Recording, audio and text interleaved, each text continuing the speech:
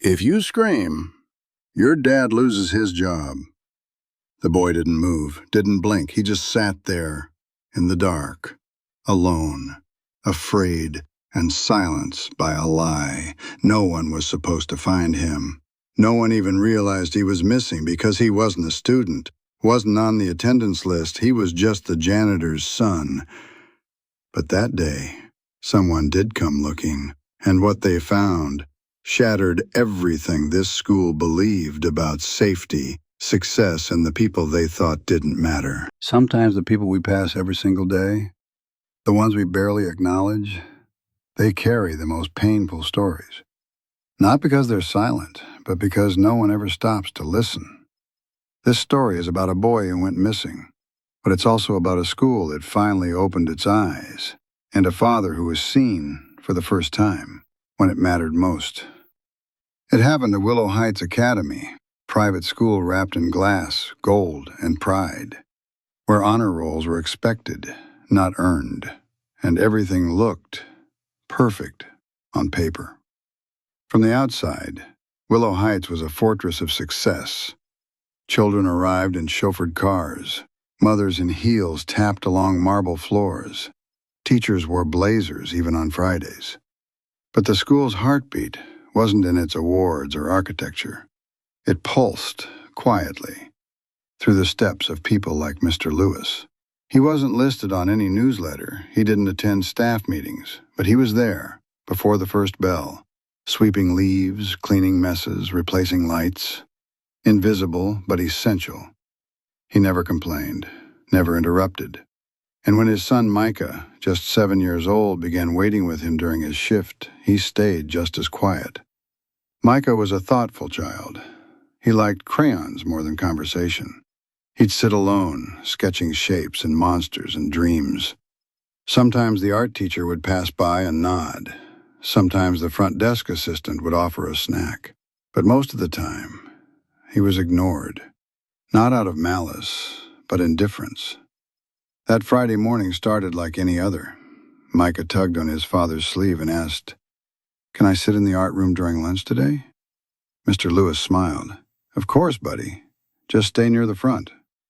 Micah nodded and skipped away, sketchpad in hand. That was 11:54 a.m. By 1:08 p.m., Micah was gone. When lunch ended and Mr. Lewis went to check on him, he found the art room empty. No crayons, no laughter, no Micah. At first, he remained calm. Maybe Micah had gone to the restroom. Maybe someone had taken him for a walk. But 10 minutes passed, then 20. The halls were too quiet, and something inside Mr. Lewis began to crack. He began whispering his son's name, first gently, then urgently. "Micah? Micah!" No answer. He knocked on classrooms, checked under tables, opened closets, his hands trembling. Still nothing. Students passed him with earbuds in.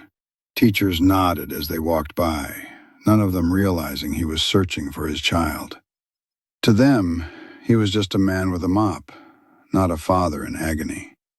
Then came the moment that changed everything. Principal Harris, poised, punctual, precise, was walking to a board meeting. She saw Mr. Lewis in the corridor, his face pale, his brow damp. And for the first time, she really looked at him. "Mr. Lewis?" She asked. "Is everything all right?" He turned slowly. "My son, Micah, he's missing." She didn't ask for details. She didn't hesitate. She pulled out her walkie-talkie, and just like that, the search began. An announcement echoed over the speakers. "Micah Lewis, please report to the main office." Teachers searched classrooms. Security checked exits. Students were asked to stay inside. Nothing. Then, a discovery. Near the janitor's supply room, someone found Micah's sketchpad. Torn, crumpled. One page missing. One corner stained red. Ink or something else. Principal Harris picked it up. She didn't speak. She just turned toward a hallway most people had forgotten. The basement. It was a leftover from a time when the school used boilers. Now it was just for storage. Old desks, broken chairs, dust. As she stepped inside, the air grew heavy. Her footsteps echoed. Then, a knock. Then, a whisper. Micah was curled in the corner, eyes wide, body shaking, holding his knees to his chest. Beside him, a flashlight, a strip of duct tape, a dusty gym whistle. She dropped to her knees. Micah, are you hurt? He shook his head barely, then whispered. He told me not to yell. He said if I did, my dad would be fired. Her heart clenched. Who told you that? The new coach. Micah whispered. He said it was a game. Then he locked the door. The substitute coach had only been hired 2 days before. His resume looked polished, his smile was charming, but no one had checked references. No one had called his previous schools, because no one expected a predator to walk right through the front gate, smiling. When Mr. Lewis saw his son again, he didn't speak. He dropped to his knees, arms wide open. Micah ran into him. They collapsed onto the floor, a father holding his world. No mop, no uniform, just a man and his boy. Principal Harris turned away, but her eyes shimmered.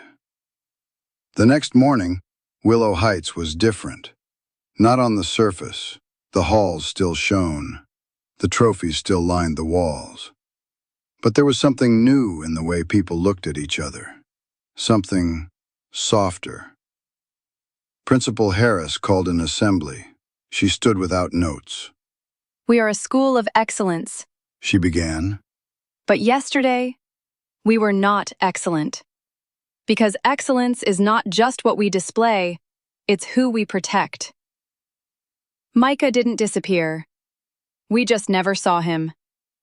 That day, policies changed. Security protocols were revised. Background checks were updated. The coach was arrested.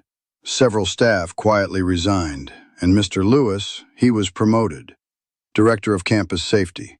He was given a new office, a nameplate on the door. Micah walks with his dad now. Every morning, every evening. He still draws, still carries a sketch pad. But now, he smiles more. Asks more questions. Sleeps through the night. Because he knows someone is watching over him. This wasn't just a story about a boy who went missing. It was a wake-up call. For every adult who ever looked away. For every system that failed to listen. Micah was never invisible. We just never looked close enough. Not until it was almost too late. So I ask you, who are you not seeing right now? A colleague? A classmate? Your own child? Sometimes the smallest voices carry the biggest truths. If this story meant something to you, if it stirred something inside you, don't just scroll past. Pause. Share it. And tell us in the comments, who do you see now that you didn't before? And if you want more stories like this, subscribe. Because the world doesn't change with grand speeches. It changes when someone finally listens.